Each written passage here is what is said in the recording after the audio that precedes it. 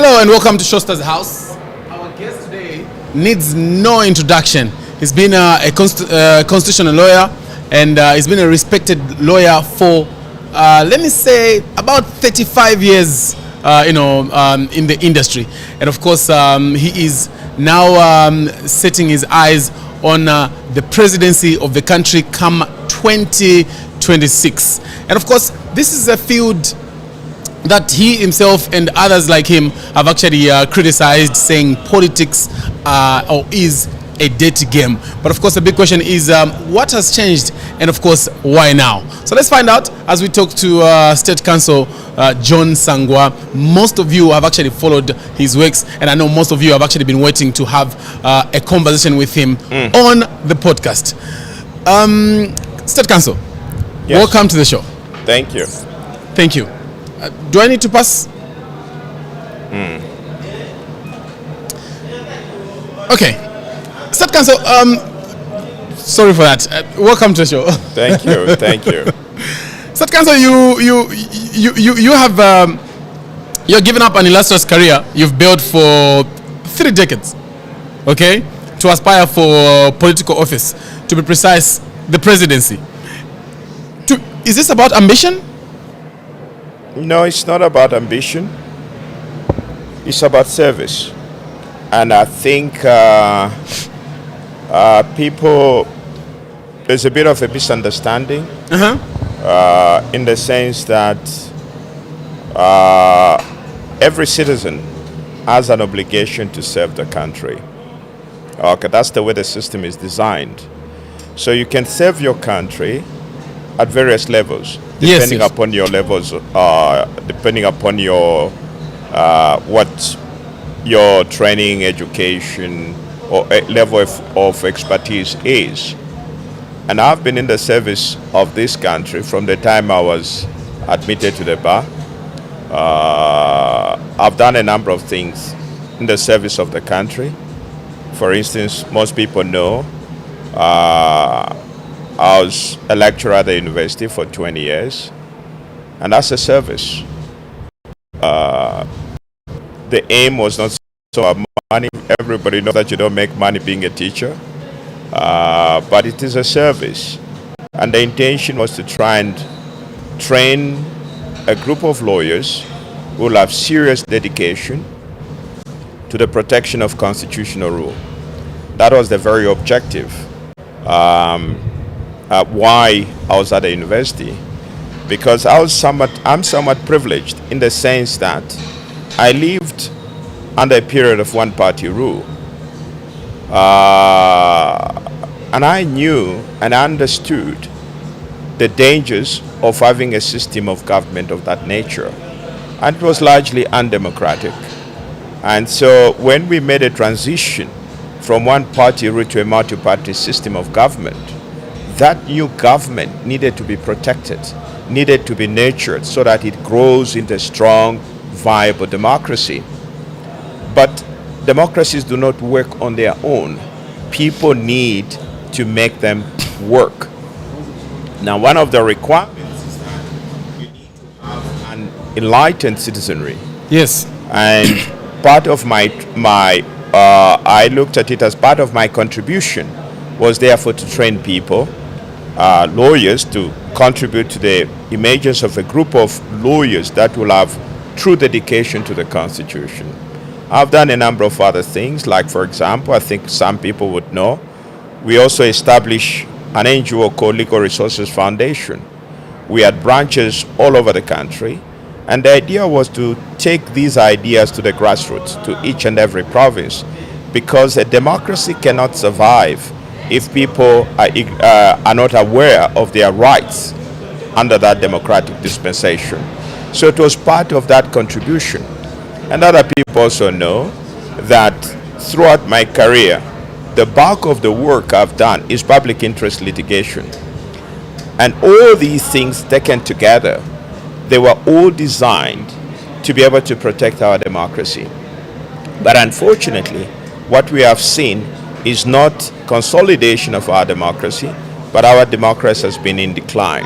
We have not consolidated the gains of our democracy, but instead there's been a regression literally across the board. And I've been critical of every government. The only government I didn't criticize was basically Kaunda's government because I was too young then. But from 1991, I've been critical of each and every government. Now, you cannot end up at criticism. Okay, it's easy to criticize. Now, if you believe you have better ideas, you can do the job better, why not step forward?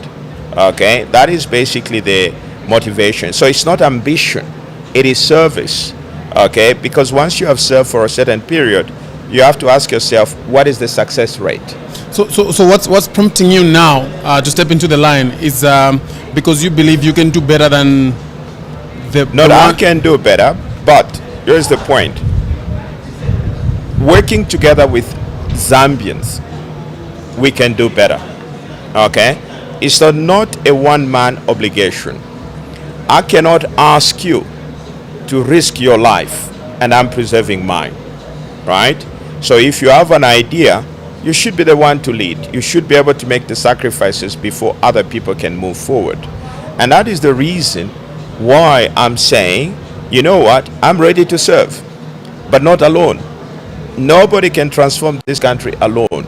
We have a collective responsibility as a citizenry, as citizens, to come together, work together to transform this country. For people that have seen you do legal practice for maybe over 30 years and only seeing you now saying I am ready to take up public office, how long has it taken you for you to make the decision to say I'm ready to run?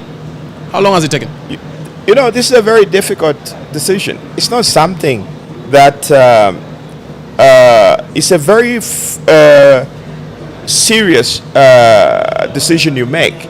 It's not something that you make after taking a bit of beers and then thereafter you wake up and say, I want to serve. No, this has been it's been a reflection over a period of time. If you had asked me 5 years ago, would I be talking about these things? I would say, no, you're crazy. I would not have been interested. Okay? But again, it has taken me a lot of time, a lot of thought into it. But again, you look at it, how long are you going to criticize government? How long are you going to go on complaining that things are not okay? So if you believe things can be better, why not step forward? Okay, and that's what I've basically done. Okay, but I'm saying I won't do this alone. I can't. But I need other Zambians that are willing, and that is why I've placed a challenge of 1 million Zambians to register their commitment through the movement for national renewal. For me, reaching that milestone of 1 million would then give me the confidence that the foundation on which my participation is based is strong enough. Let's talk about the registration process. How, where, what platform, how are Zambians that are willing to support you, where are they registering? There's a website. Okay, it's MNR. If you check on the website, it is there. So we also have presence on Facebook. Those that are interested can follow that. There are various platforms where this material is available, and all those that are interested in joining, they can go there and register their support. So when they register on your website, are they registering as members, or what are they registering? Just support, because what we are talking about is if you look at the first document that I issued, it is called a call for national reflection. Okay, we asked 10 questions. We looked at it, and first of all, if I may just go back a little bit, that call for national reflection was based on the premise that I had a number of people, a number of friends coming to ask me whether I would consider to be of service to the country. Because it's not something that you just wake up one night and say, this is what I want to do. It's a huge sacrifice. That is why I get surprised when people are telling me, sending me messages, congratulations. I mean, you don't get congratulated for making a sacrifice, So it amounts to a misconception about what this particular exercise. It's a huge sacrifice. It's as good as committing to basically blow up your life, So, but you can do it in the interest of the country. But I have said, you know what, guys? Both people locally and in the diaspora have made representations to me. Yes. Now, that is a privilege. It's a privilege to be asked. Then I'm saying, you know what? I can. But do you understand what it will take? Because when you look at it, every president that has served is always blamed. They failed, they failed, they failed.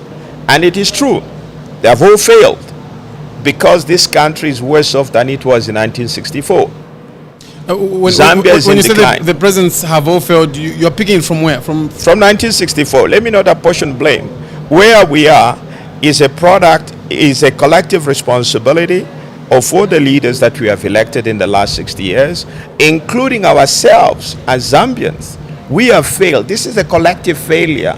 We have failed to take advantage of of the opportunities we have had as a country. If you look at most of the countries that were independent at the same time as Zambia, these other countries are way ahead of Zambia. Okay? Because when you compare, you have to compare, because you're not an island, you have to compare yourself with other countries. How well have they done? Just to give you an example, the example that I like giving is Botswana, for example. Okay? Botswana was a near basket case. The first budget of Botswana was fully funded by the British government. Where is Botswana today? Botswana is a far more prosperous democratic country than Zambia is. The GDP per capita in Botswana is the highest in Zambia. In fact, what Botswana has done, if you look at GDP per capita, they have, I think, increased it 100-fold. Okay, 100 times. Okay, but Zambia, what we have done, it has declined. How much blame the general citizenry taking when you say it's a collective? Because these are people that are probably, they're being led by people in public office. Yes, but yeah, we are also responsible for that. Remember, the leaders we elect, they come from amongst us. They don't come from, there's no club of leaders, right? These are our friends, our relatives, and so forth that we put into these offices. So the leaders reflect our choices. So when they fail, it's also a reflection of on ourselves. Okay? That's what leadership is all about. So what we're now saying is that we have a choice now. 60 years is too long a period of time to remain poor in this state. Given all the resources we have and everything else that we have, it is a scandal. It is a national scandal for us to be where we are. We now have a choice. Do we continue in the same direction or do we change course? And I'm saying we have to change course. Okay? But that course, that's where the 10 points come in. Okay? I'm saying, first of all, the first point is we need to acknowledge the size, the magnitude of the problem. Now, that point is important. I always give this example. If you are okay in your body, would you go to the hospital? If you're okay, no, you're not going to the hospital. You're not going to the hospital. So the first starting point is to acknowledge that you are unwell. That's when you go to the hospital. Now, we as Zambians need to make this, need to ask ourselves, given everything that God has blessed us with, everything that we have in terms of natural resources and everything else, and also remember, we have had peace since 1964 to date, unlike other countries. Should we really be where we are, where people are still dying of cholera, okay, and we have all these challenges and everything else? Should we be here? The answer, in my view, is no, we shouldn't. Okay? And I'd love to believe that every Zambian that is sincere will come to the conclusion that we should have been in a better place than we are currently. Now, if we reach consensus on that, what do we do? Okay, and I'll put those several points. And my view, our view is, we can't move forward. Certain things must be in place. It cannot be business as usual, because if it remains business as usual, even if you put a cent in the office, nothing will happen. What are some of the things that must change so that it's not business as usual? Very simple. You know, it's like, look, you have a soil. The soil is acidic, right? You don't just put in the seed. It won't germinate, right? What's the first order of business? You treat the soil. If it is acidic, you put lime to neutralize the acidity, and only then can you put a seed in.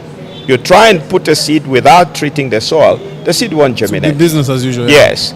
So that's where those 10 points come in. They do not constitute a manifesto, but they require each and every Zambian. Are you able to, for people that have not seen the 10 points, are you able to run us through? Yes, I'll mention some of them. One of the things that we are calling for is that, first of all, there has to be national unity. A country cannot develop, okay, without being united. This idea of saying you belong to this tribe, therefore you are entitled to this, is wrong. Okay, what you're now doing is that, you know, this is a recipe for disaster. Every Zambian the constitution provides that we are all equal. Okay, Zambia, the constitution provides that we are a multicultural, multi-ethnic, multi-religion, multi-party democratic state. That's who we are. Okay, no tribe is superior to the other. We are all equal. Now, when you begin to have division on tribal grounds, what you're basically doing, you're suggesting that one tribe is superior than the other and the other ones are inferior. You don't do that. Okay? Now, the first point that we're calling for is that there has to be unity, in the sense that you get a government appointment, you get a contract, not on account of your last name or your where you've come from, region, yeah, but because you are competent for the job, because you can deliver. Okay, and we have to be united. When there is division, whether regionally, based on tribe or otherwise, what happens is that there is a lot of wastage, there is a lot of corruption, and what happens, instead of serving the institutions are captured. Okay, and in the process, the people, instead of working for the republic, what they do is that they entrench themselves. The institutions are no longer performing as they were designed to serve the republic. They begin to serve a certain group of people. Now, we cannot develop that way. The second point that we're talking about is that there has to be truth, meaning leaders must be able to tell the truth, no matter how bad or inconvenient that truth is. Okay? And citizens must also be able to accept that truth, no matter how bad that truth is, because that is what would develop a country. Political leaders in your space, you've been in that space for a long time. Are they open to telling the truth, no matter how bad it is? You ought to, but in any case, what option is there in Zambia other than being truthful? We have seen how much wastage we've done in the last 60 years. Okay, where has lies gotten us? Nowhere. Okay, so we have to be truthful. Okay, that's the first point. Okay, when you cook figures, you lie, right? You see, I'm a lawyer, right? My word is important, right? When you come to me for consultations, you want to hear what I think about your case. Now, based on what I tell you, you're going to plan your life based on my word, right? The same way with government. When those in positions of authority tell us the truth, right, we can now go and plan. For example, we're all complaining about load shedding and everything else, right? So a problem is here. Let's look for solutions. If those in government are responsible, they'll tell you, said, you know what, guys, we have looked at the load shedding problem. we don't think we can resolve this problem in the next 2 years, right? It will take us maybe 3 years. What happens? Citizens will now make alternative arrangements. But when there is no clear path, okay, citizens are in the dark. How do you plan in the absence of credible information? Credible information is necessary for purposes of planning. So truth is important. The other point which we are talking about is that we must have respect for the Constitution, okay? Because the Constitution is the foundation of our government. We must have respect for the Constitution. We cannot develop. We can't go anywhere, okay? We can't go anywhere as a country if we don't respect the Constitution. So tell me, the Movement for National Renewal that you've created, is it a political party? No. Or just a mobilization platform? Just it's a platform simply to engage the citizens. Article 43 clearly provides the rights and responsibilities of citizens, okay? It's not a political party, it's simply a movement to engage the citizens. We have a message which we have thrown to the citizens, okay? We talking, first of all, when I'm talking to you, I'm not talking to you as a politician, by the way. I'm talking to you as a citizen. I'm engaging with you and the rest of the people in Zambia as a citizen, because we have rights, we have duties, right? So we are saying, you know what, guys, this is what we believe we should do as a country. That's the 10 points, which, by the way, nobody has challenged us that those you can transform the country without addressing those 10 points. Okay, but instead what we have received insults and everything else. But insults won't build the country. Insults won't cause load shedding to go away.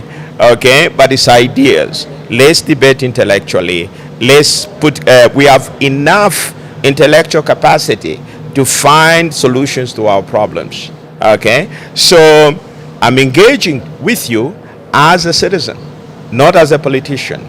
Okay, I would urge Zambians to be able to read Article 43 of the Constitution. Going forward, do you consider yourself as a politician? My brother, who is a politician? Who is a politician? Okay, there is always this notion that a politician is some kind of a special breed of people. There's a special breed of people. No. Anybody that aspires, it has assumed a very bad name, right? For example, you can aspire to be a councillor. There's nothing wrong with that. Okay? So a politician is somebody that occupies or aspires to occupy a public office, to aspire to serve. So the answer is yes. Pardon? The answer is yes. Am I a politician? Am I a politician right now? I think I'll say yes, I am, possibly. But right now, I'm talking to you as a citizen, right? But let me recap that, okay? There is a precondition to me getting involved, okay? I will not enter the political feud on my own. That is why I'm saying I need 1 million people. If they agree with me, then we move forward, right? Because you can't go in the political arena. I admire those who jump into it, okay, on their own. Yes. But I'm saying I don't am that brave, but I would like to assume that I'm proceeding on the premise that the fulfillment of any agenda is not the responsibility of one man. It requires a collection, okay? And when we get, of course, I mean, we are very optimistic that we'll reach that target. Once we reach that target, then we'll make a decision for the next step to take, which will be venturing in the political arena. Okay, so if I may clarify, my answer is that yes, subject to achieving that milestone. That's the way I would put it. Okay, right now I'm simply a citizen. Yes. Yeah. So once we have the numbers, then we'll have to make a political decision. Okay. By the way, the movement is a non-partisan. Okay. Somebody asked me, would you welcome people from other political parties? We say yes, if they subscribe to the ideals that we hold, which deal with the 10-point the 10 points that we have outlined. If they agree with that and they sign up, we have no problem, because we are engaging right now, not as political opponents, but as citizens. Okay. So how many people have subscribed to the platform already, and are you able to disclose how much you have raised so far? Okay. Let me clarify one thing. There is a lot of I need to clear this issue. Right now, one of the points that we raised, if I may go back to the issue of subscription and the amount of money raised. Yes. One of the points we said is that we need to fund our democracy. Okay? Meaning, if Zambians want to change the trajectory of the political discourse in this country, yes, they need to fund their own democracy. What has happened over the last 30 years is that our political activities are externally funded, right? So literally, political parties buy power, okay, because financed by outside influence and other business interests within the country. We are saying, based on the experience, we are saying, no, Zambians must be able to finance so that they have a stake in the outcome. Okay? And that's why we are saying it's very simple. And unfortunately, the people have been made to believe that they are very poor, they can't afford what. Yes, individually we may be financially weak, but together, I gave an example. If you have 1 million Zambians putting in at least 100 kwacha, you'll have 100 million kwacha. 100 million kwacha translates to $4 million. Okay?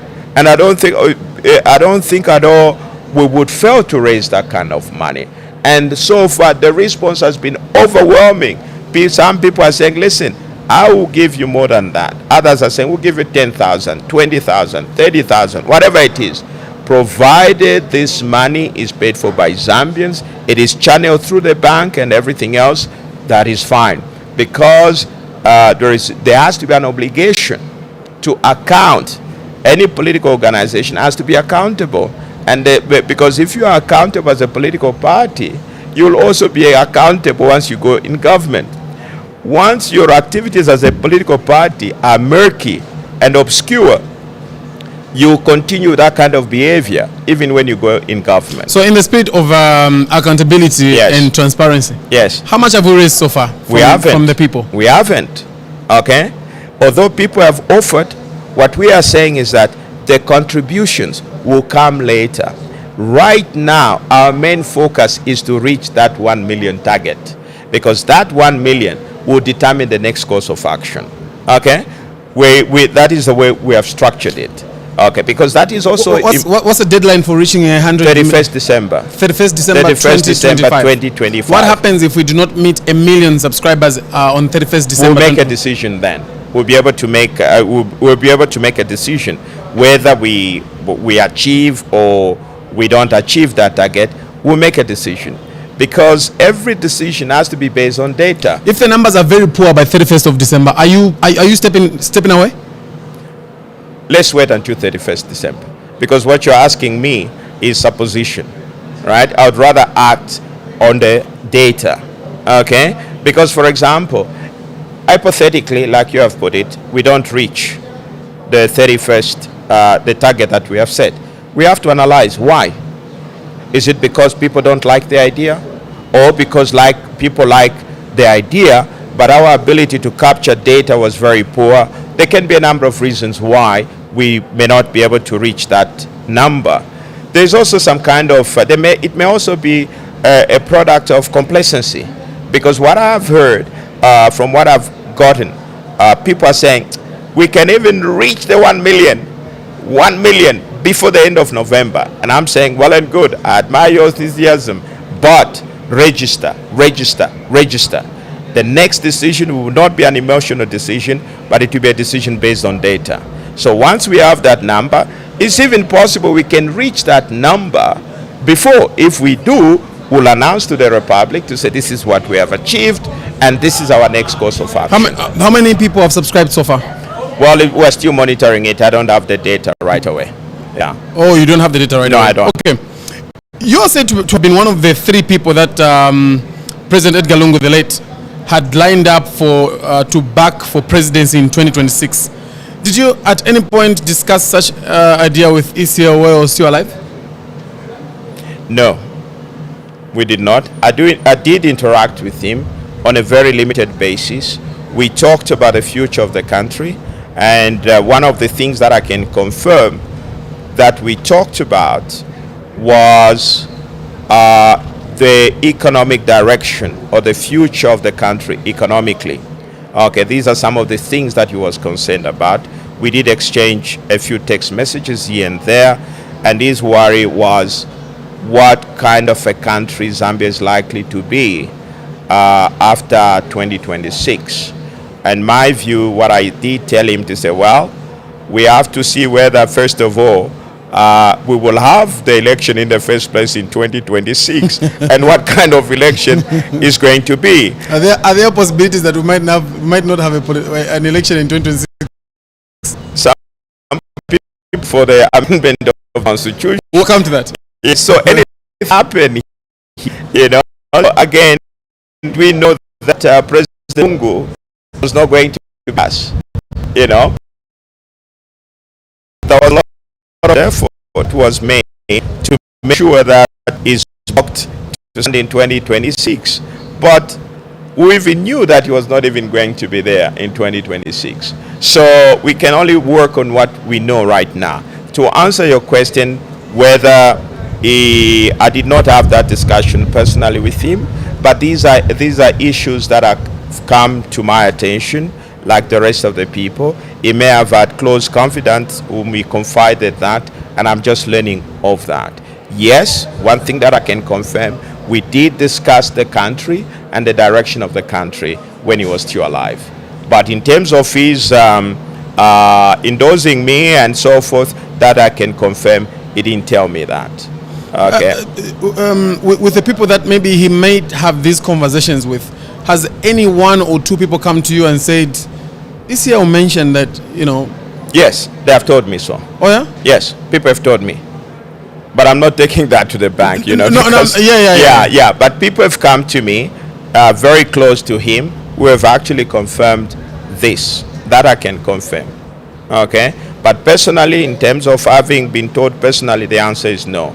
But people who are close to him, who interacted with him before his demise, have actually confided in me to that effect. But I won't go to the extent of disclosing their identities. No, I'm not even asking for their identities right now. It's just going to take a different direction. That's right. There are 2 numbers on the screen that you may actually use to give us a call. State Council John Sangwa is actually here. He's actually stepped away from his illustrious career that he has built for 35 years to, set his eyes on public office, the presidency. Are you supporting him or not? So I'd like to know why or why not, if you do give us that phone call. State Council, the UPND says they're asking you to return to law. They're saying politics will bruise you. What I want to know is, do you see that as a friendly advice, a political warning, or an attempt to sideline you? Well, I think that's a huge mistake. We need to change the narrative. Why would anybody want to bruise me? Why? What wrong have I done? Okay, for somebody to bruise me? And let's not forget, service to the country is a duty. It's an obligation. It is a constitutional obligation. Okay, and I don't read the Constitution selectively. I read it and I take each and every provision of that is contained in it seriously. Article 43 is very clear. Every citizen has a duty to serve his country. Okay? It's a duty. Can you imagine a situation where all of us says, oh, we're not interested in being MPs? What do you think will happen to the system? It will not be complete because the system needs MPs. Exactly. Or if every Zambian says, I'm not interested in being a councillor, mayor, MP, or even president, we all stay away. What will happen? To be a lot of chaos. That's why it is a duty to be of service to your country. Okay, so do not look at me as a person. Look at the ideas that I'm bringing forward. Now, because of that narrative, a lot of people now stay away, and yet a country is built on ideas. Everybody should be able to step forward. We have different areas of expertise and everything else. That is the expertise that should be brought together so that we can move the country forward. One of the things that people don't realize is that when the country is mismanaged, we all suffer. Okay? It doesn't choose. You may be financially able. What about the rest of the members of your family? Are they also financially able? And how many people in your how many members of your family can you take care of? Okay? Whichever way you look at it, you can't take care of everybody. But there is only one institution that is able to do that. That is the Republic. Okay? So, yes, I have served my country as a lawyer for 35 years. I've made an evaluation as to the extent of my contribution. This is a huge sacrifice for me. It's a huge sacrifice, and it is born out of the experience, out of the knowledge that is it possible, and this is in response to calls by friends urging me to say I should consider this. Okay? And for me, that is a sign of confidence. It's a privilege for people to ask you to serve your country in a particular position. Okay? Now, these are very compelling reasons as to why I shouldn't. Okay? But otherwise, if I have none, it is something that I ought to consider. As you're doing this, are you expecting any legal pushback or attempts to block your political ambitions, especially from the UPND? Well, I don't think they should. But again, I have no capacity to read other people's minds. I don't. But that is why, for example, in my messages and discussions, I'm not talking about any political party. I'm engaging with the citizens. Okay? I'm interacting with the citizens. And I think if there are challenges in the future, those are bridges that I'll be able to cross as and when they arise. Right now, our main agenda is to mobilize Zambians, okay, to buy into the issue, into the ideals that we are sharing right now. That is my primary obligation. Great. As you're going and as the numbers will be growing, would you be willing to enter into an alliance, either maybe with the UPND or the Tonse or anybody who you would think, oh, we have the same ideas? Yeah, it's open. It's not about me. You asked me about whether it was ambition and everything else. No, it's about service to the country. Okay? Now, if there is an opportunity, some other people come and say, listen, let's work together for the good of the country, and that proposition is genuine, I have no reason to. Even if it's a UPND? Well, there I think I have to be categorical. The answer would be no. Okay? Unless there is a serious reform and renewal within the UPND, maybe. The PF? There are challenges there. Okay? I would, let me put it this way. Right now, I'm speaking as a citizen, right? At that level, I would interact with them as citizens, right? The political question is something that will have to be answered at that appropriate time. Right now, it's simply a mobilization issue. But at the end of the day, again, in the most important thing is, as long as there is a commitment with a group of people, irrespective of their backgrounds, that they will put the country first, I'll go to bed with them. For me, what matters most is country first, not self. Okay? So let me qualify my answer in response to your question. My guiding principle is the country. If whether you are PF, you are UPND, you are wherever you are, if there is consensus that we put the country first, yes, then we can join hands. Okay? But if your idea is to line up your pocket first, then we have a problem. Okay? Because I did not, I've not abandoned my legal career to come and line up my pocket. It's a huge sacrifice for me. Okay? And it's not just, the implications are very profound. I love the law. That's the only thing I've ever done in my life. That is something that I treasure. That is something that is sacred for me. Okay, but no matter now, I've sacrificed that. Okay, and I think there is also a lesson in that, which I'd like to be honest, and that's why we're talking about being truthful, is that we can't transform this country without pain. Okay, any political party that tells you that they'll be able to do these things without pain, they're lying. So that is why it will require sacrifice. Do you know what it will require to transform this country? Tell me. One of the things that you require you to transform this country is to be able to say, when you see a friend, a relative who are stolen from government, you should be able to report that friend or relative to law enforcement agencies.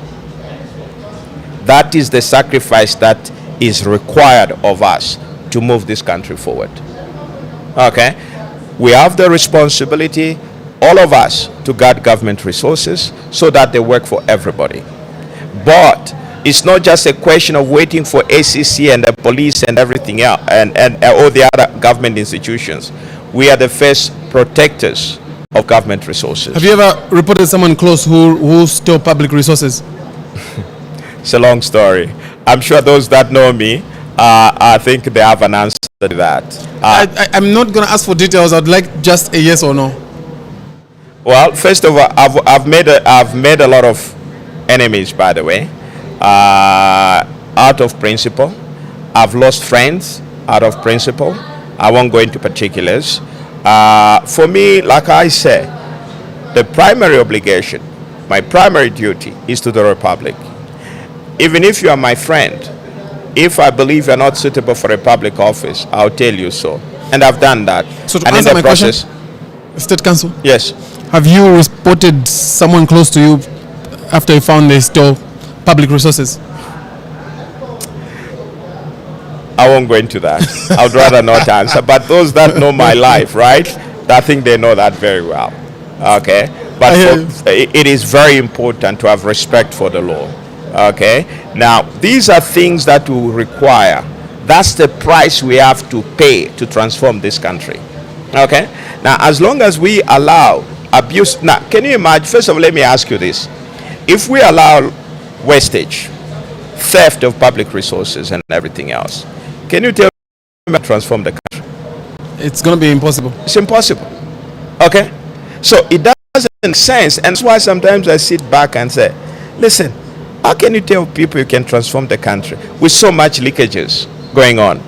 Okay? So the first order of business is to stop leakages, be it in terms of form of corruption, wastage, and just blatant theft of public resources. What are you not happy with the current government right now? What? What are you not happy with the current government, the UPND government? I don't like the way you've made your face. It looks like there's a number of things, but yeah. Okay, if you want to have that discussion, call me to another. Let's have another program Give me two, then we can move on. For me, personally, the taboo, something that they have broken, which I'll never forgive them, is the attempt to change the constitution. What they are currently doing, that is unforgivable. That is unforgivable, whichever way the outcome. The constitution is sacred. You cannot amend the constitution 10 months. You just don't do that. What you're trying to do is to actually destroy country. You don't do that. Okay? And when the session it is being done secretly. One, first of all the constitution commissions that we have had, invariably commissioners or the people appointed are gazetted so that we know who has been invited. Secondly, the terms of reference are clearly gazetted so that we the people know the framework of that, the scope of what is being suggested to be changed. Okay? We don't know, right? The terms of reference set the parameters or the extent of the mandate of the technical committee, right? So that the people also know that those who are going to appear, for example, when you have the terms of reference, it tells you the scope. if the technical committee is required to look at the issue of, say, chiefs, right? It's in the terms of reference. I should be able to go to the commission, to the committee, to say, I would like to make my submissions on the issue of chiefs, because this is what I have interest in, right? Now, if the issue of chiefs is not there, you go there to talk about chiefs, the technical committee will tell you to say, sorry, we can't hear you on the chiefs because it is not part of our... listed. It's not on the agenda. That's right. It's not part of our terms of reference. Yeah. Okay? Terms of reference is like your job description. Okay? You are employed. Are you going to be asked to go and clean your boss's house? No. You say, hey, Bwana, it's not in my job description. Okay? So it's the same way. I mean, it is actually shocking that people have even accepted to be sworn into that office. They have even taken oath when they don't even know what the terms of reference are. So for me, and that is where I have a problem, I have opposed every government that has attempted to amend the constitution. State Council, looking into that camera, I know President Hakainde Hichilema will come across this interview. What are you telling him about the constitution making process? Mr. President, please, I beg you, do not amend the constitution. The same reasons that you and I joined hands in 2021 to oppose Bill 10, those reasons are still valid today. Please, I beg you, I am on my knees, don't change the constitution. Dissolve that technical committee that you have appointed. There is nothing wrong with the constitution. What is wrong with the constitution is the fact that you and your government do not respect it. There is absolutely nothing wrong with the constitution. I beg you, Mr. President, don't do it. That is my message. A very clear message. There are numbers on the screen. You could give us a call right now, and if you have any contribution or any question for our State Council, John Sangwa is actually here to pick up your call. Yeah. And let me clarify this. I'm not selective in my opposition to the constitution, right? In 1996, when President Chiluba sought to amend the constitution which barred Kaunda, we went to court to oppose that. 1996. In 96. In 1996. Okay. I'm sure a legal scholar, law students who know this particular case. We opposed that to say don't do it. Okay. In Bill 10, we opposed it. Don't do it. And it collapsed. Okay. Because there was absolutely no reason. And the same position, which is my position in relation to Bill 10, don't do it. It's not necessary. The constitution as it is sound. Now, I did not oppose the amendment of the constitution in 2016 because that amendment, it wasn't perfect, but it was the best amendment we ever had of the constitution. Okay? And don't forget also, the 2016 amendment was a bipartisan amendment. Both UPND and PF joined hands in giving the country the constitution as it is amended today. That constitution is progressive. It is what, for example, protected this what has served the PF. Members of parliament are still intact, okay, although they have been displaced for various reasons. It is a good constitution. Okay, it's not perfect. No document is ever perfect, but it is good for the republic. I did not oppose it because it is progressive. So the amendment of the constitution right now, they are going at it again. Don't you think they are now trying to follow what the public asked for? No. First of all, who asked for an amendment? People are saying get rid of load shedding. Did anybody carry out a research to show that Zambians actually want amendment of the constitution? There's no data to support that. There isn't. Okay? This is a political decision which this government has made. It is not in the interest of the republic. Nobody in this country, the people did not ask for this amendment of the constitution. What the people are asking for is survival. Okay? Not amendment of the constitution. Okay? There's no basis. So if people are not asking for the amendment of the constitution and the government is pushing, government is pushing the agenda, what's your take on that? Yeah, that's a personal agenda which they are actually using to further their own political agenda. Okay, I can tell you, I can confidently say that this amendment is geared towards the 2026 election. This amendment is designed to give the president and his political party an advantage over all the other political party. It is wrong, it is immoral, and that's not the purpose of the Constitution. The Constitution should never be used as a political tool. The Constitution is above political interest. All political activities must be pursued within the framework of the Constitution. These are games we ought to stop doing 60 years after independence. It is wrong. Okay? These are some of the issues that have prompted me to make this decision.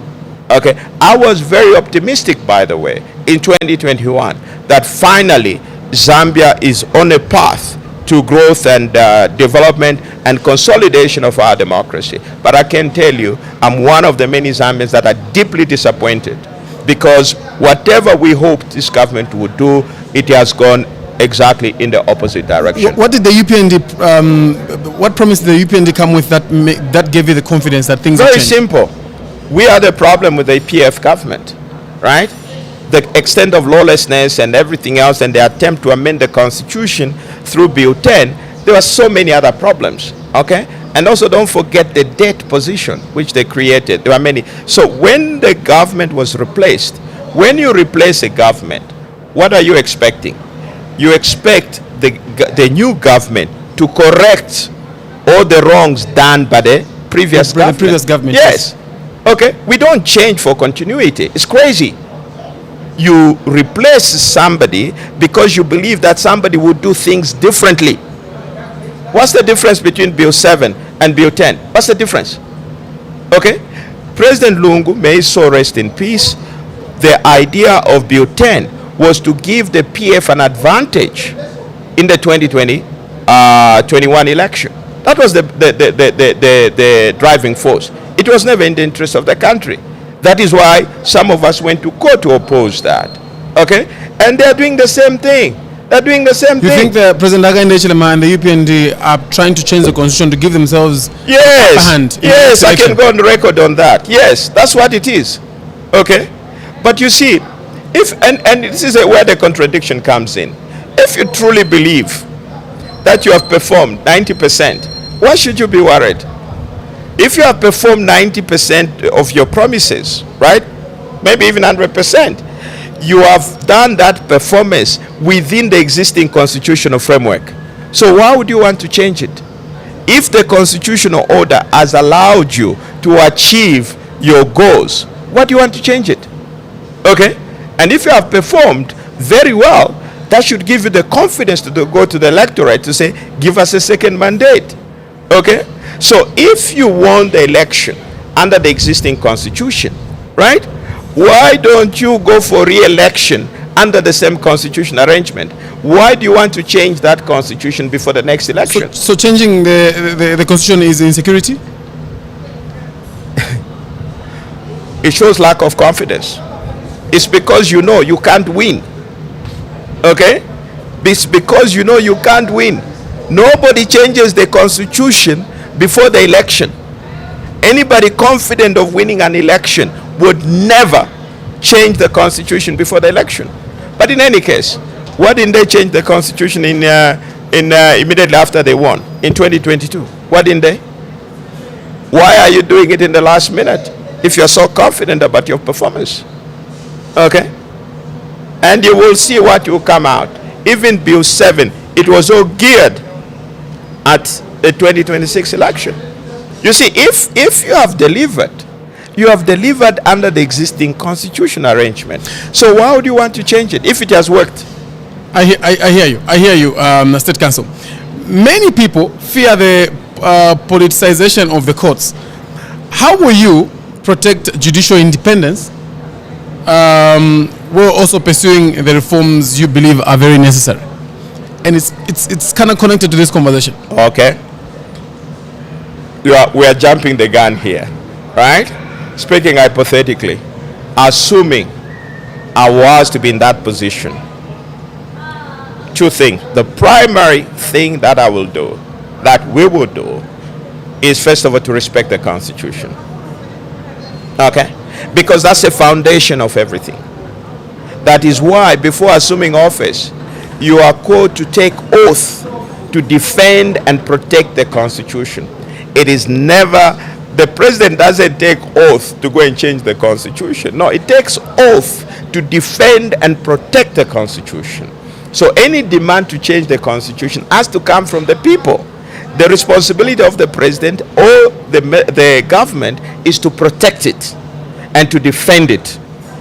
But if there is need to change or to amend it, that demand has to come from the people, not from the politicians. Okay? So the reason why they take oath, right, is very important. First of all, if you're a believer, you put your hand on the Bible. I swear, I'm making this commitment. I will defend and protect the Constitution. There is a reason for that. Because the Constitution is the foundation of who we are. You destroy that, you're destroying the country and destroying who we are. Okay? And that is the problem we have had. From 1964 to date, every president has cooked the Constitution. Okay? We have to stop. We have to stop. Okay? So this is what we have done. In 1972, Kaunda declared one-party state. But Kaunda started long before 1969. He changed the Constitution, amended it to remove the referendum clause. Then in 1973, he now introduced one-party state. Okay? And that was the destruction of the country. 27 years later, the country was on its knees. 1991, we had a new constitution. 96, President Chiluba mutilated that constitution. Okay? Destroyed it. But this is where I give credit to President Lungu, not for the reasons that you have we talked about earlier on. Is the only president in this country that took steps to reduce the powers of the president. One of his greatest legacy, you can criticize him for whatever reasons, but for me was the amendment of the Constitution to require a presidential candidate to secure 50+1% of the votes before one can be elected president. Okay? No president ever did that. For example, in the 1991 Constitution, it was there. But Chiluba was so scared that he had it amended. But President Lungu reintroduced that particular clause. Okay? So the starting point, not just for me, but for every Zambian, is to respect the Constitution. Okay? And then thereafter begin to build everything on the basis of the Constitution as it stands. That will be the primary objective. Because when you respect the Constitution, I'm on record as having advocated, first of all, for the financial independence of the judiciary. I've advocated to say there should be a transparent system of identifying and appointing judges, because that is critical. That is critical. Your judiciary is the last place of refuge. Okay? When the politicians misbehave, you go to the judiciary. Okay, but to survive that, you need a strong, robust, and independent judiciary. Okay, when the institutions are weak, okay, first of all, it's an illusion to believe that you are going to get serious foreign investors to come to this country when you do not respect your own constitution. It's an illusion. No serious investor will ever come to this country. None. Okay? Because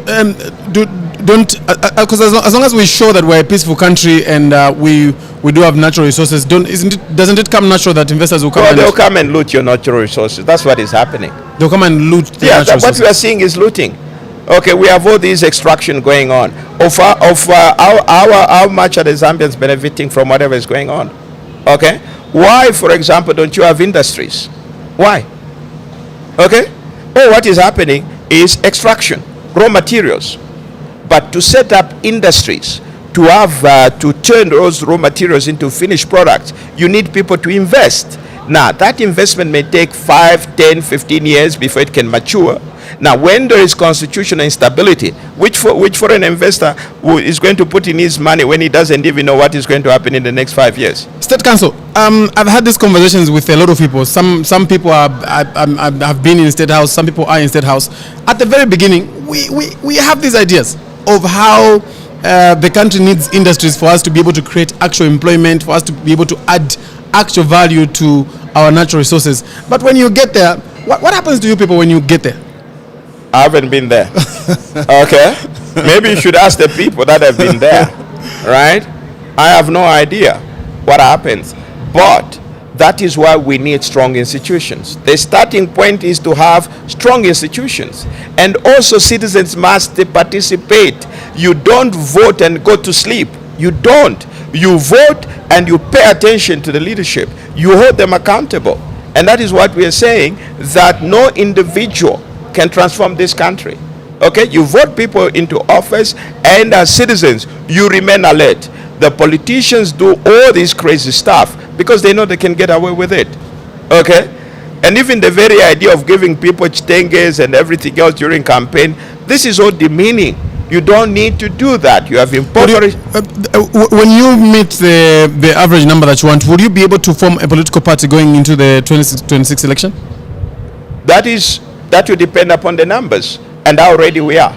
Because first of all, I'll tell you one thing. I can't go in an election and then get 0.2% of the votes. I wouldn't. Okay? To do that, there must be clear path to victory. Because you don't just go there for the fun of it.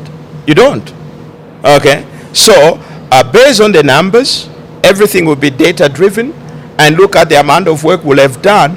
By the time, God willing, we reach that number, then we start the exercise of mobilizing and everything else. And based on that, we'll make a determination. Because you know what? The whole political process is still very fluid. Right? There's so many moving pieces, so that you don't even know what tomorrow is going to happen. So many things. So a lot of these things will have to be made, decisions will have to be made in the near future. Okay? Once, for example, the time comes for nomination, where do you stand? Can you take part in an election and win? You have to make that assessment now, at that particular time. You can't make that assessment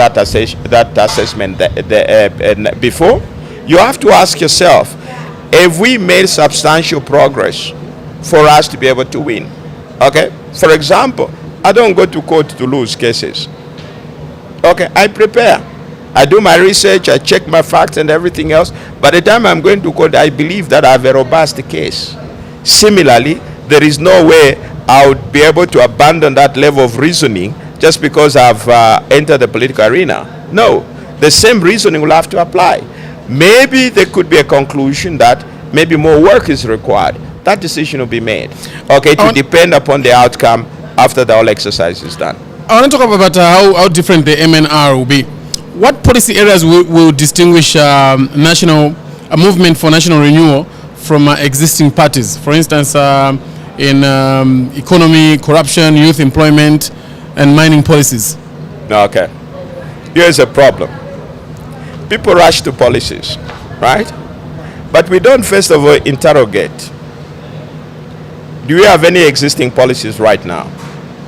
And if we do, how well are those policies doing? Okay? If they are doing well, if the existing policies are doing well, why do you want to change them? You embrace them. You build on them, right? Where there are no policies, because you don't formulate policies in a vacuum. Okay? It has to be in the context, right? You start by, because there has to be continuity. You don't say, oh, this is a program of the previous government, therefore we're abandoning it. No, it is a program for the Republic, right? So, from my own perspective where I stand, the primary thing is not so much about policies, right? In this environment, no matter how brilliant your policies are, they won't go anywhere. What's the main thing? First, there are those 10 issues that I raised. We are a divided country, so it doesn't matter what policy you put in place. Nothing will happen. 2, there is lawlessness. Okay? We have to have rule of law for any policy to thrive. 3, we have to respect the Constitution, which we don't do. 4, we have to be truthful before any policy can take root. Okay? If you look at those 10 points, those are the preconditions from where we stand for any meaningful policy to take root. You are a respectable lawyer and an advocate for the Constitution. Between 1 and 10, how much are you giving the current government in terms of upholding the rule of law? You really want my grade? Yes, please. Your grade. Your grade will mean a lot. You are John Sangwa. You know what? If I thought the performance was that good, I wouldn't be sitting here. How much are you giving President Hakainde Hichilema and the EPND government in terms of upholding the rule of law in the country right now since 2021? Same answer. I wouldn't be here. If I thought the performance was even above 5, wouldn't be seated here.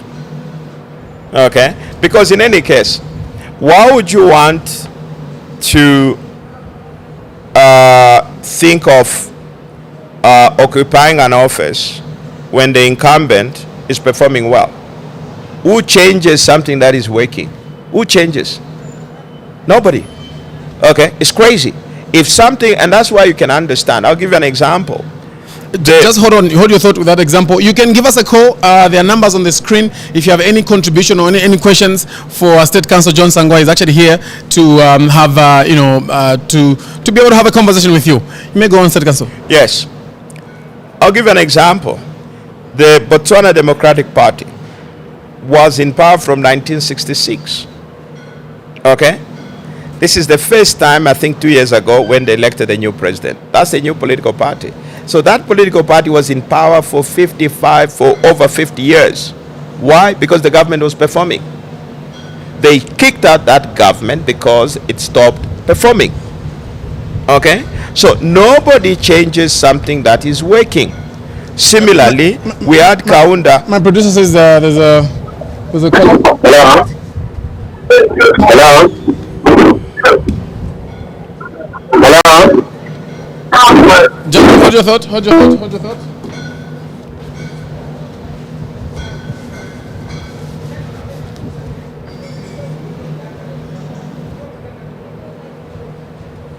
Hello. Good morning. Hello. Good morning. Morning. Hello? Good morning. You're live on the podcast. Would like to know your name and where you're calling us from. This is Aaron Miranda within Lusaka. Mr. Nyirenda, you may go on to and have a conversation with Yeah, council. greetings to the State Council there. Thank you. Yeah, mine is to contribute or maybe to give a comment on the statement issued by the State Council saying that why didn't the UPND change the constitution immediately they won the election? Mm-hmm. Or saying that the UPND wants to change the constitution because it will give them an advantage. One thing should be clear that when the people decide to change government, there is nothing that the UPND can do to stop them. So it's not the matter of the constitution be changed that will give the UPND a chance, or maybe to perceive that they want to give themselves an advantage. The best that you can do, or the best argument that you can place on the table is these amendments they are proposing in the best interest of Zambians, or what? Are they benefiting Zambians? Because if we are to move with this narrative that to change the constitution because the elections are near, imagine a good clause that would have shut down in the 2016 amended constitution of the vice president running the clause.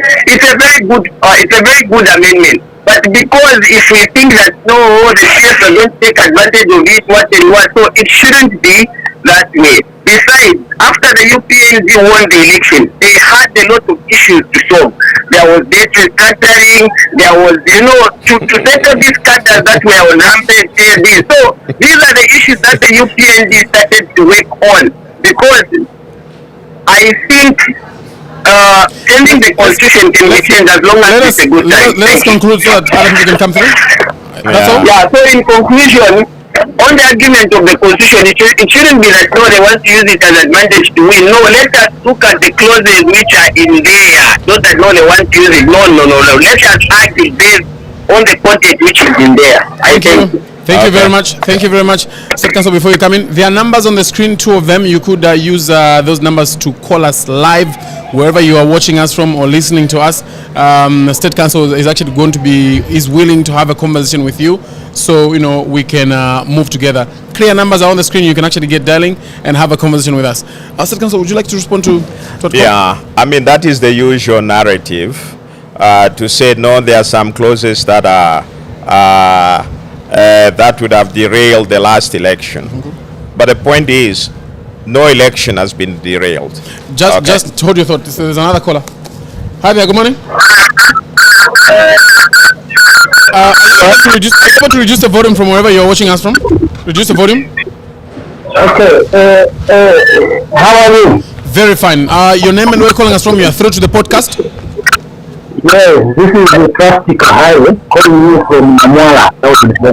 I missed your name. Traffic highway calling you from Namwala.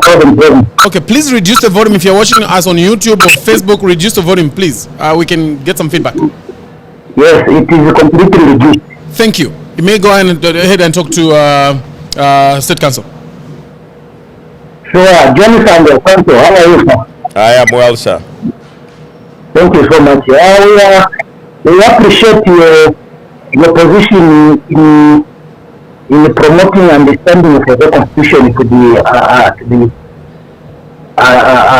followed. Only that I have a different view when we come to elaborate and educate people what laws are in the 7 amendment Constitution. Instead, you have been just putting it in general that the amendment of the 7 it's all favoring the European government. But I would appreciate much you being a constitutional lawyer to single out 1 or 2, 3 clauses which are of the benefit to the government of the day. When you come for a election or rather in politics, it is your right and you deserve to join politics. I don't think for you to come in politics or for people there, that's the government. No. You have there's a lot of feedback. Okay, what I'm saying and is also make it quick, please, so that we can allow other people to come through, please. What I'm trying to put across is that Sangwa is very, very much eligible to join politics or being a presidential candidate. Not because of the government of the day. Sorry, we can't hear. We can't hear what you're saying. See if you can call us back, change your position, or something like that. You could please give us a call. The numbers on the screen. Give us that call. State Council is actually here and is able to respond to your questions. Hi there. Good morning. Good morning. Great, thank you. Your name and where are you calling us from? This is Msonda, calling from Wapula. From Wapula, Mr. Msonda. Yes. Just want to talk to the man himself. Please talk to State Council. State Council, we just want to encourage you. We thank you for this opportunity. Most of us are able to reach out to you because I don't think you are visible on social media. But we really want to encourage you. We are strongly behind you, sir. Thank you. We are strongly behind you. Thank you. And we hope you can share with us how we can reach you, how we can support and everything. Thank you so much. Thank you. Thank you very much.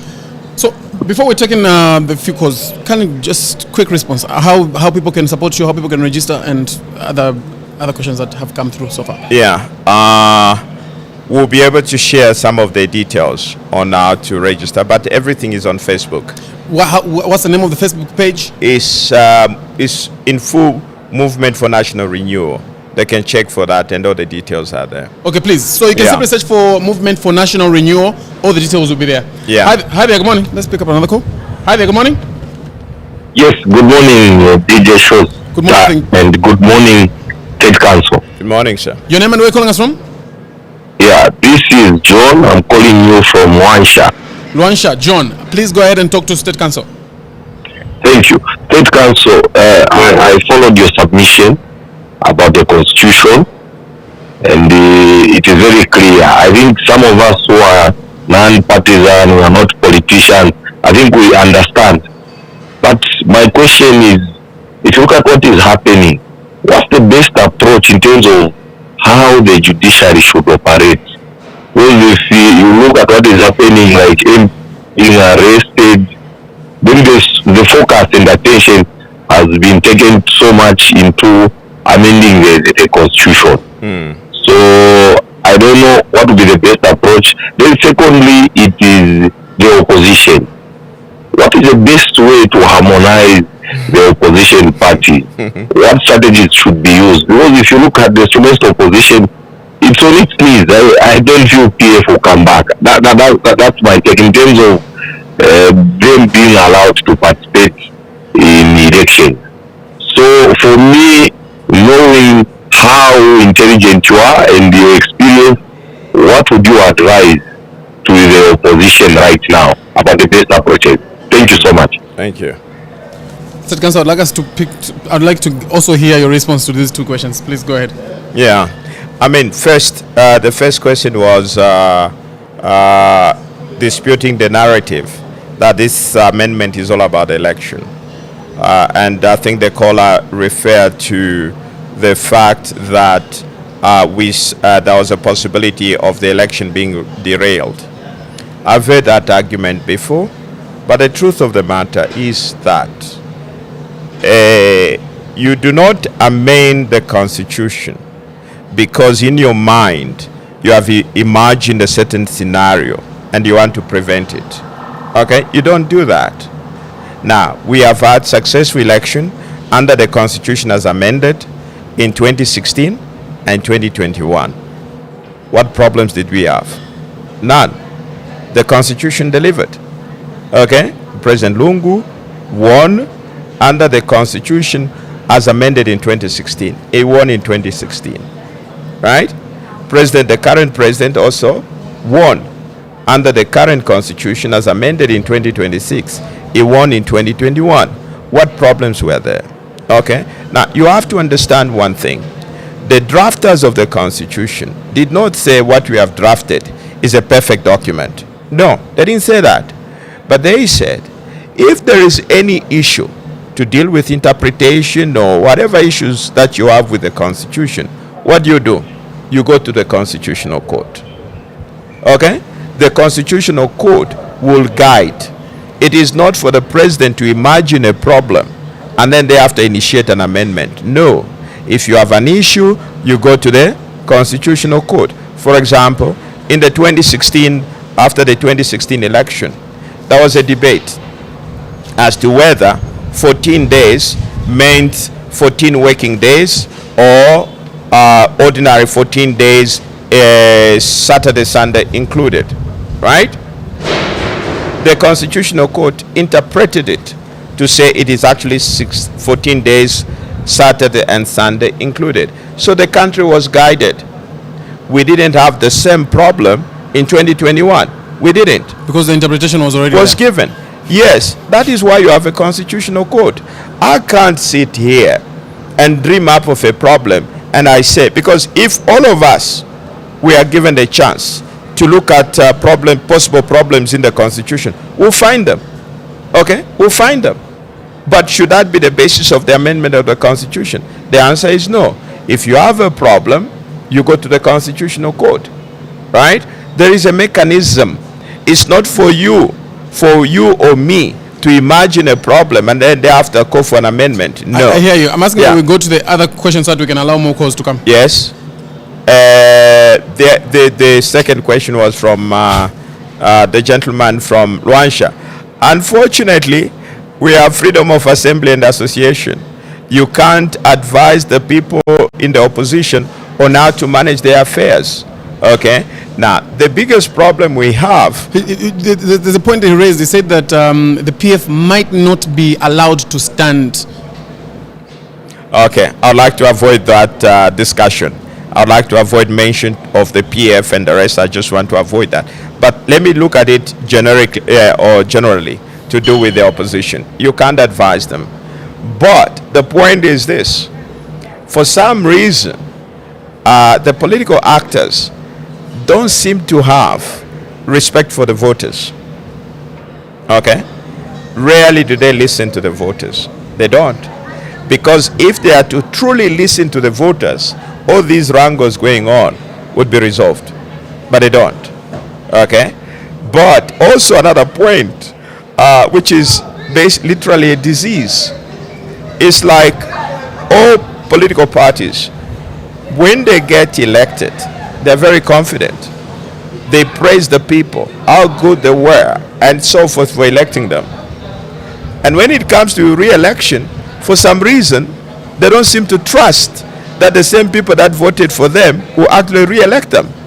You know, that is where it's very strange. Do you think the political actors think that the people, the electorates have got short memory? I don't think that it is short. Looking at the trend on how you people in public office, except you though, you are not yet in public office. I'm not in public office. Yes. People in public office tend to, and this is a general feeling out there, tend to improve things suddenly towards the election. Yes. That's indecency. You don't do that. You ought to improve things from day one. You must have a plan, you know, so that, and that's where the problem comes in. Towards the election, you start manufacturing success. you don't manufacture success. The people should themselves tell you if you've been successful. They will feel it, they will know it, they will experience it. So you don't have to educate the people how successful you've been. They will tell you themselves. Yes, they'll tell you themselves. Says there's a caller. Hi there. Good morning. Good morning. Good morning. Good morning. It's actually afternoon. Please reduce the volume wherever you are watching us from. If it's Facebook or YouTube, please reduce the volume. Good afternoon, sir. Good afternoon, thank you. Your name and where you're calling us from? I'm Godfrey Kapoma, calling sir. Godfrey, please go ahead and talk to State Council. I just wanted to encourage State Council to expedite whatever he's doing because time is running out. We might run out of time while we're still talking. We only have 8 months to go. What we're supposed to do is concentrate on how he's going to work. I'm gonna so that is the only thing that I've seen that is lacking State Council. Yes, let him just be able to come up with a roadmap on how he's going to work and then start mobilizing. Okay. And without that, we don't have much of the time. Okay. Okay. Yes. Now, thank you for that advice. But we must also remember one thing. It's not my job alone. Right? Yeah. So you must ask yourself, what are you going to do, okay, to contribute to that cause? If you believe what we are doing is correct, ask yourself, what are you going to do to contribute? In fact, I'd like him to answer that question before you go. No, we are behind you, State Council. No, sir. I don't want you to be behind me. I want you to be with me. What are you going to do? I want you to be with me, not behind me. Yeah. What are you? We are with you. What are you? We give you the maximum support. Can you hear me? I'm getting you, State Council. No, this is Showstar. I'm saying that what are you willing to do to help the movement if you're behind State Council? We will go flat out mobilize for him. Awesome. So for us as Zambians, because we need a regime change come next year. Thank you very much. Thank you. Thank you. There's a call on WhatsApp. Hi there. Good afternoon. Good afternoon. How are you? Thank you. You are live on the podcast. Your name and where you're calling us from? Yes, my name is Emmanuel. I'm calling you from South Africa. From South Africa, Emmanuel. Yes. Go on and talk to State Council. Thank you so much. Good morning, State Council. Good afternoon, sir. Afternoon, actually. Oh yeah, thank you so much for the correction. Yeah, so I think I agree with the State Council. Let me start with this one. I agree with the State Council when he says there is lawlessness, and in a country where there is lawlessness, policies implementation is always an underscore. So my question to State Council is that we have looked at the politicians come and go, and what we have seen is that our justice system has always failed our nation, because failure always starts with our justice system. When they cannot do their job properly, our courts favor the government of the day. We saw the Concord says Edgar Lungu is eligible, again turn around because he's out of office and say he's not eligible. We have seen the Speaker of the National Assembly, how she's one-sided in the National Assembly. We have seen our courts favoring the government instead of doing their duty diligently as they should. So I think if I can ask a straightforward question to State Council, will be that, State Council, what do you think can be done to our justice system in order to implement so that they can carry out their job diligently as they should, being the third arm of government, which is very pivotal and very vital for the development and implementation of policies, because it's our justice system that can handle the politicians in office if they fail. But if these officers are being appointed by the president or by the government of the day, these officers are going to serve the interest of these people. So what do you think can be done there to our justice system in order for these officers who should serve the people in order to operate freely without fear of intimidation from the higher offices, from the office of the president? I think that's my question there. Thank you. Thank you very much. State Council, please address this question. Yeah. You have to look at government as an organism. Okay? All the organs of government work in sync. So when one institution fails, okay, it brings down everything else. So it's not just a question of addressing the judiciary, right? Which we must. And in addressing the judiciary, we start with a method of, first of all, appointing people on merit and in a transparent manner, so that those who become judges, they know they are there on merit. They went through a competitive process. They are not beholden to anybody, but they know that they are there on merit. That is the first starting point. But we don't just address the judiciary. We also address the presidency, in the sense that you need to elect somebody that respects the Constitution. That's the starting point. That somebody must also be able to respect the boundaries of the powers of the presidency, of the president. And that person must equally respect the role of the judiciary, right? It should not interfere. And you also have a National Assembly. You need to elect responsible people as members of parliament. So all the organs of government must act in sync. Why? I have a question. That is why we're talking about checks and balances, right? If the president is out of line, the judiciary should push back and put him in his place.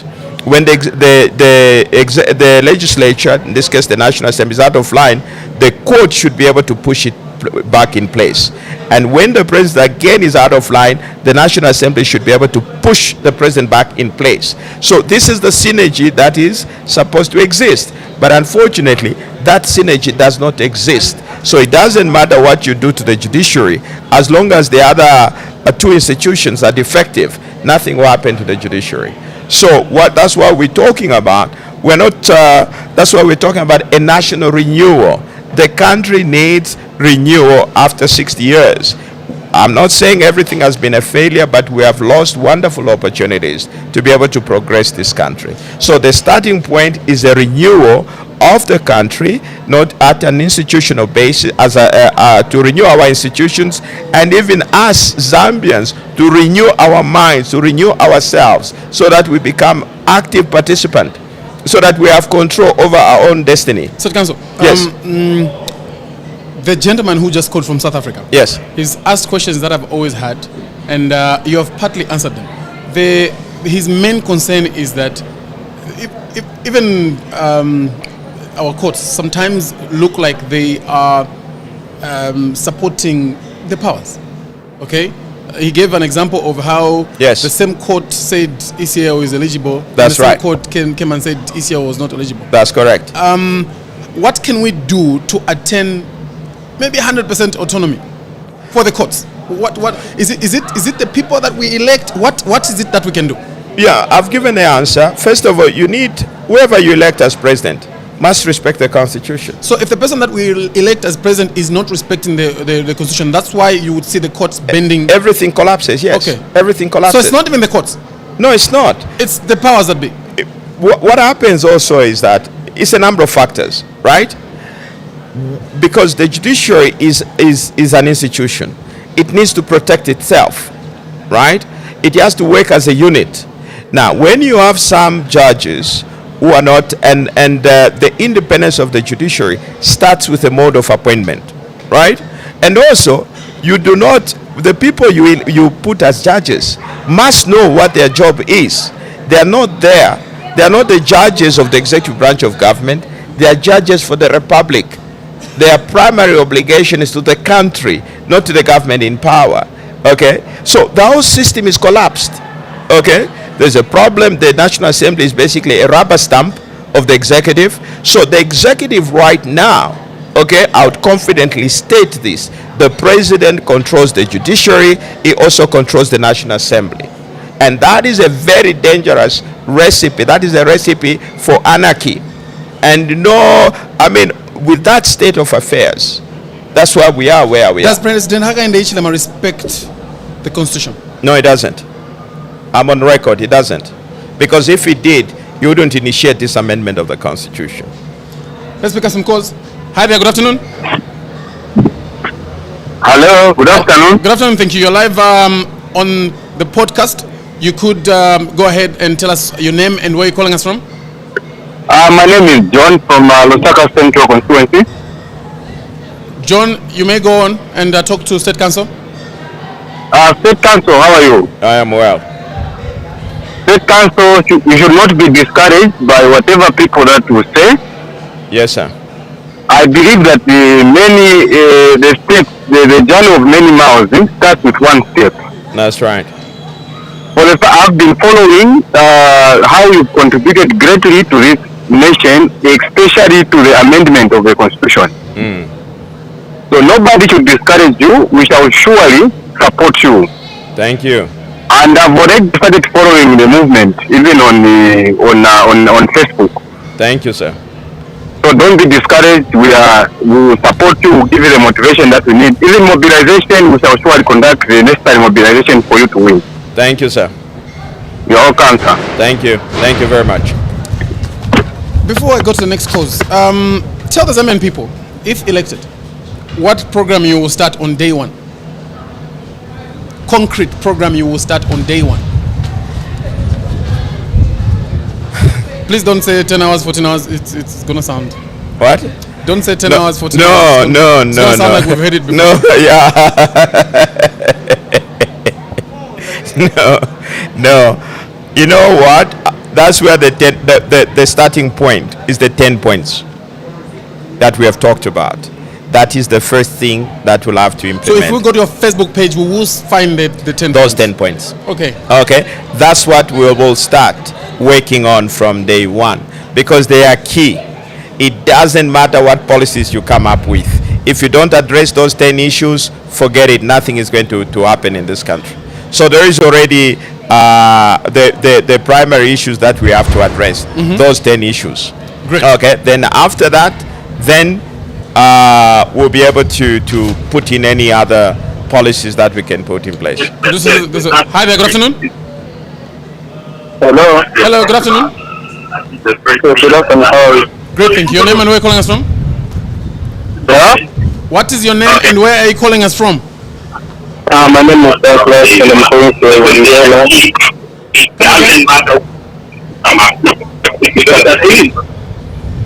All right, when you're calling us, make sure you switch off your Facebook or YouTube so we can hear you. Hi there. Good afternoon. Good afternoon. I have a question for You may you the please guest. may you please tell us your Can you name? hear me? May you please tell us your name and where you're calling us from? We can hear you. Yes. I'm Billy. I'm calling from Cape Town. Billy from Cape Town. Yes. Okay, please, State Council is listening. I want to find out if the State Council is able to provide constitutional changes in its capacity without being in government. Is there a way all these great ideas can be implemented or suggested to the ruling government without aspiring to be president? So it's because it seems like every presidential aspirant somebody has got to be a president for a change to be implemented. Can't someone put pressure on the government from outside politics? Do we all have to be presidents to implement changes? Because there's so many presidential aspirants. Who are we going to choose? Can't these people offer solutions from outside government? Thank you. Okay. Thank you very much. It's a good point.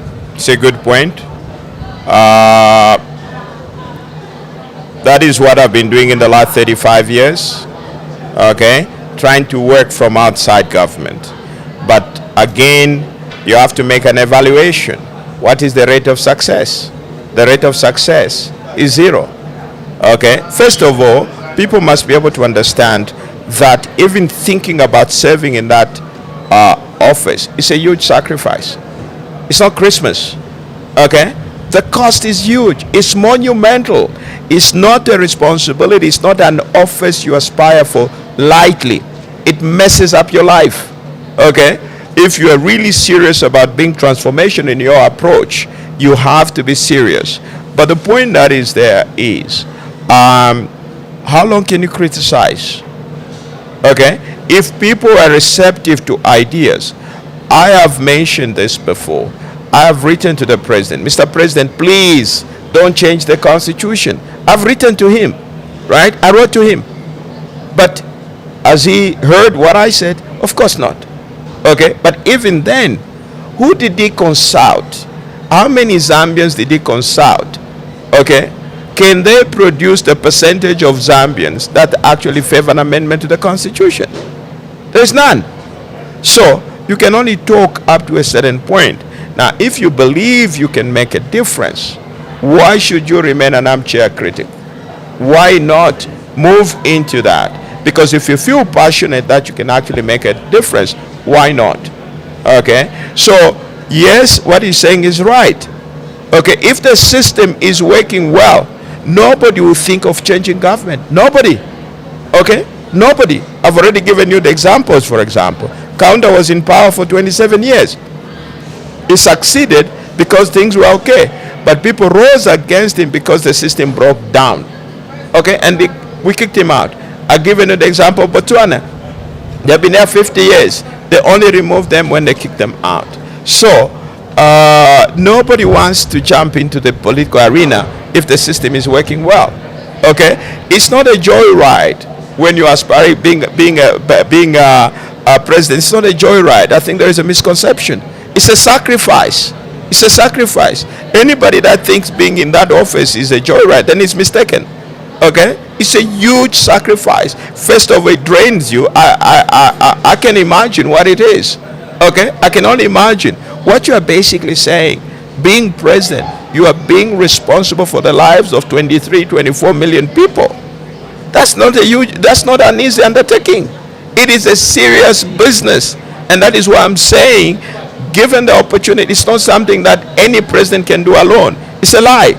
You need the collective involvement of all the citizens to get on board, okay, to get it done, okay, and that's why we are saying, together as a people, we can transform this country, okay, not working, and that is why we're calling for.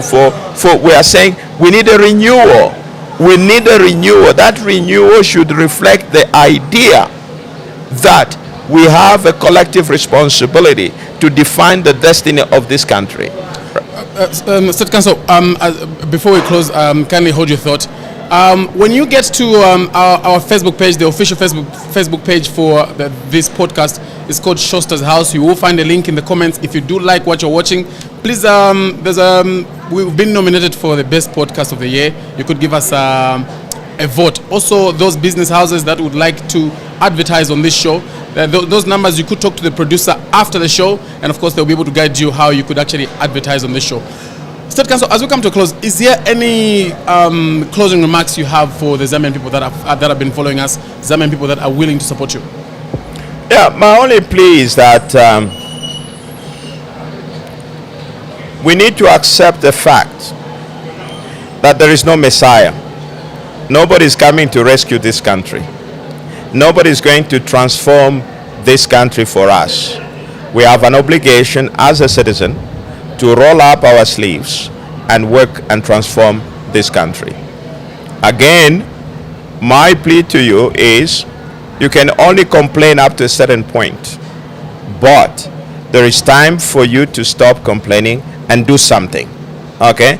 Don't just complain, do something. Don't just complain, join the movement. Okay? That is my message to the people. Don't complain, join the movement. Thank you. State Council, thank you so much for making time for us. We really appreciate you've spent a lot of time talking to the Zambian people and connecting. We appreciate you, and of course we wish you all the best. Thank you. We've been talking to State Council John Sangwa, and of course, he's had a conversation with us for more than an hour. I hope you've picked up one or two things that he has mentioned. Until next time, this has been Showstar's House.